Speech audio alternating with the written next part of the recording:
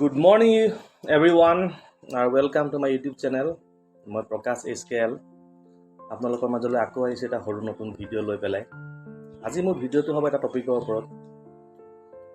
সকলোৱে জানে বিষয়বস্তুটো ওপৰত। বিষয়বস্তুটো হৈছে সেলফিছ, স্বাৰ্থপৰতা। এই স্বাৰ্থপৰ আপোনালোকে জীৱনত বহুত স্বাৰ্থপৰ মানুহ লগ পায়, বহুত স্বাৰ্থপৰ বন্ধু লগ পায়, আৰু না স্বাৰ্থলোভী ব্যক্তি, মহিলা বহুত আছে। এই পৃথিৱীত স্বাৰ্থপৰ লোকেৰে ভৰ্তি হৈ আছে। গতিকে কথাটো হ'ল কি, জীৱনত আপুনি যেতিয়া এনেকুৱা স্বাৰ্থপৰ মানুহ লগ পাব নহয়, আপোনাক কি নানা ধৰণৰ শিক্ষা দি যাব। আপোনাক তিতা মিঠা কেঁহা সকলো দি যাব আপোনাক। নিশ্চয় আপোনালোকৰো তেনে অভিজ্ঞতা হৈছে মোৰ দৰে। এতিয়া কথাটো হৈছে কি, মই ক'ব বিচাৰিছোঁ যে স্বাৰ্থপৰতা কি।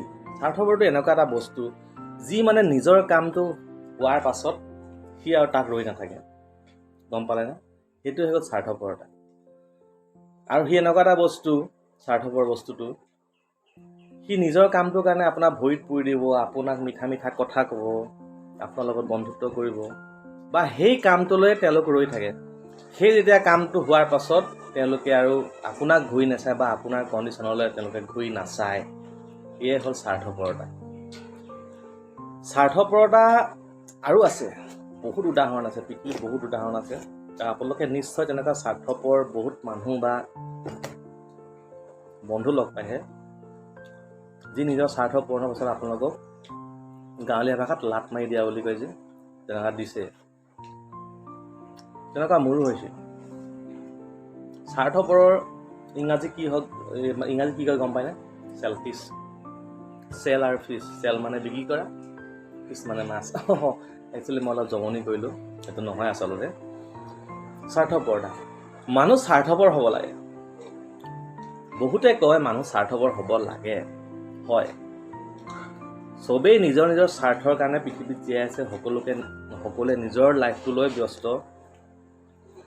আৰু কিন্তু এটা কথা মানুহে জনা উচিত যে আমি যিহেতু সমাজ পাতি বাস কৰিছোঁ নহয়, আমি ইজনে সিজনৰ ওপৰত নিৰ্ভৰশীল হয়। কোনো কাকো এৰি ক'তো থাকিব নোৱাৰে, বা কোনেও কাৰো সহায় বা ইজনে সিজনৰ লগত এটা হেৰি নোহোৱাকৈ আমি থাকিব নোৱাৰোঁ। পৃথিৱীত অস্তিত্বই নাইকিয়া হৈ যাব পৃথিৱীত যদি এনেকুৱা হ'বলৈ হয়। আৰু সেইটো হ'বলৈ গৈ আছে, গম পায়নে? আৰু আজি আমাৰ অসম বা ভাৰতবৰ্ষ এনেকুৱা এটা গতি কৰা নাই যে আমি আৰু ইমান স্বাৰ্থপৰ হৈ যাম। কিন্তু কথাটো হ'ল কি, এয়াইতো জীৱন হয়। গতিকে মই আপোনালোকক এটা কথা ক'লোঁ যে স্বাৰ্থপৰ ব্যক্তিসকলৰ লগত থকাতকৈ একচুৱেলি অকলে থকাই বহুত বেষ্ট হয়, বেষ্ট। এই স্বাৰ্থপৰসকলৰ লগ আপুনি এৰি দিয়ক। যি স্বাৰ্থৰ কাৰণে আপোনাক ব্যৱহাৰ কৰিব, যি স্বাৰ্থৰ কাৰণে আপোনাৰ লগত যিকোনো এটা পৰ্যায়লৈ যাব পাৰে, তাৰমানে আপোনাক বলিৰ পথা সজাব পাৰে, বা আপোনাৰ জীৱনলৈ একদম ঘোৰ অমানিশা নমাই আনিব পাৰে। এনেকুৱা কিছুমান মানুহ স্বাৰ্থপৰ মানুহ হৈ গ'ল কি গম পায়নে? এই পিছফালৰ পৰা চুৰি মৰা বুলি কয় যে, এই চুৰি মৰা টাইপৰ মানুহ এইবিলাক। গতিকে স্বাৰ্থপৰতা, মোৰ স্বাৰ্থ, জাতিৰ স্বাৰ্থ, আৰু এটা মই কথা, জাতিৰ স্বাৰ্থ, দেশৰ স্বাৰ্থ, ব্যক্তিৰ স্বাৰ্থ, বহুত কথা আছে, গম পায়নে? স্বাৰ্থপৰতাটো বেয়া বস্তু নহয় একচুৱেলি। এটা যদি আমি বহল দৃষ্টিভংগীৰে চাব যাওঁ, যদি আমি দেশৰ স্বাৰ্থত কোনোবা এজন সৈনিকে বলিদান দিছে নহয়, সেইটোক লৈ আমি গৰ্ব কৰিম। বা জাতিৰ স্বাৰ্থত কোনোবা এজনে ত্যাগ কৰিছে, নিজৰ জীৱন ত্যাগ কৰিছে, সেইটো এটা বহুত ডাঙৰ বস্তু। কিন্তু এই যিটো ব্যক্তি স্বাৰ্থই যেতিয়া সীমাৰেখা চেৰাই যাব নহয়, তেতিয়া বস্তুটো এটা অসহনীয় বা অসহ্য হৈ যায় তাৰমানে।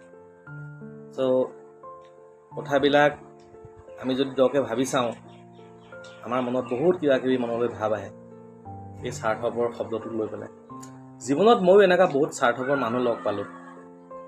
আৰু স্বাৰ্থপৰ মানুহবিলাকে কি কয় গম পাইছেনে? তেওঁলোক ধৰা পৰি যায়।